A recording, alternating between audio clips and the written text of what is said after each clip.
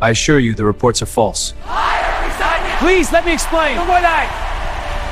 For 15 years, the town of Millbrook believed a lie. And the scariest part, the lie was told by the people everyone trusted the most. It began in 2008, when a massive fire destroyed the old textile factory on the edge of town. The building had been owned by respected businessman Arthur Whitmore, a man known for charity donations, public speeches, and his smiling face on billboards during election season. That night, the factory burned to the ground. Inside, one worker was reported missing. His name was Michael Carter. According to official reports, Michael had ignored safety warnings and accidentally caused the fire himself. The media repeated it. The company lawyers confirmed it. The town accepted it. Case closed. Michael's wife, Sarah Carter, was left alone with a 6-year-old daughter and a ruined reputation. Insurance refused to pay. People whispered behind her back. They said he was careless. They said it was his fault. Sarah knew her husband, Michael, was cautious. Honest. Loyal, he would never risk lives, but she had no proof. Years passed. Sarah worked 2 jobs. Her daughter, Lily, grew up hearing only one version of her father's story, that he made a terrible mistake, until the day Lily turned 16. While cleaning old boxes in the attic, Lily found something strange hidden inside her father's old tool bag.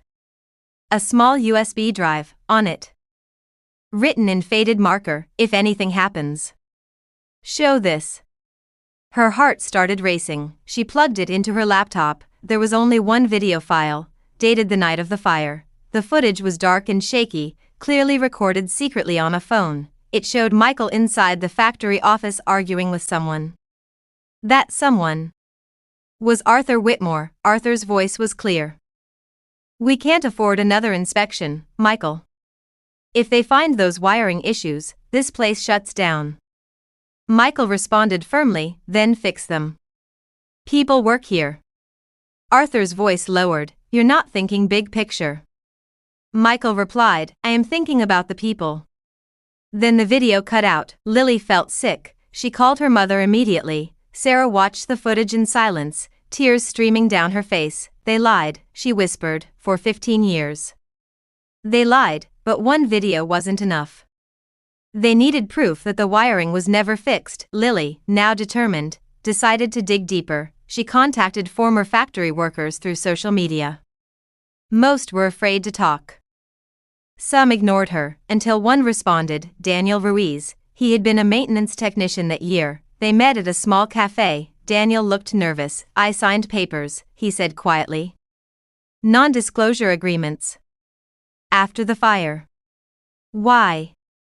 Lily asked. "Because it wasn't an accident." He explained that weeks before the fire, several workers had filed internal safety complaints about faulty electrical panels.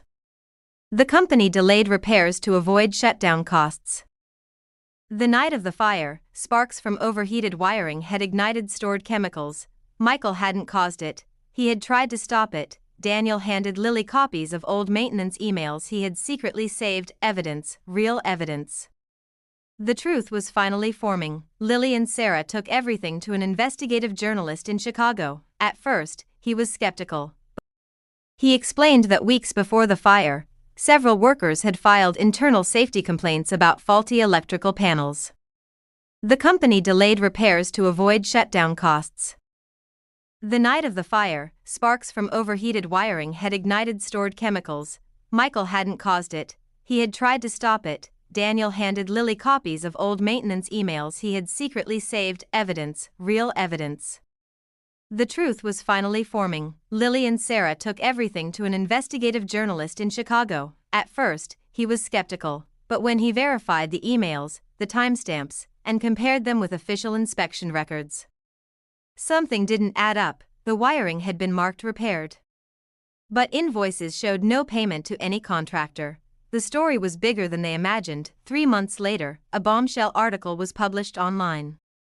Headline: Factory Fire Cover-Up? New evidence challenges official 2008 report. The article went viral. National media picked it up. Pressure mounted. Arthur Whitmore, now a state senator, denied everything publicly. but then something unexpected happened. A former executive from Whitmore's company came forward. He requested immunity. In a sworn statement, he admitted that the company blamed Michael to avoid lawsuits and protect investors. They altered safety reports, they silenced employees, they paid settlements quietly. The town was stunned. For years, they had praised the wrong man and blamed the wrong one. A formal investigation reopened the case. Court hearings followed. Internal documents were subpoenaed, bank transfers were traced, and finally, after 15 years of silence, the court ruled Michael Carter was not responsible for the fire. The company's negligence caused it. Arthur Whitmore was charged with fraud, obstruction of justice, and corporate misconduct. The real ending had finally come out. But the most emotional moment wasn't in court, it happened in Millbrook's town square. The city council held a public ceremony. In front of hundreds of residents, they unveiled a plaque near the site where the factory once stood. It read, "In honor of Michael Carter, who tried to do the right thing." Sarah held Lily's hand tightly. For the first time in 15 years, her husband's name was spoken with respect. The crowd applauded, some people cried, even those who once believed the lie. As the sun set behind the trees, Lily whispered, "They hid the truth for years. But it couldn't stay hidden forever." And that was the real ending, not revenge, not punishment, but truth, because sometimes the truth takes years, but when it finally comes out, it changes everything.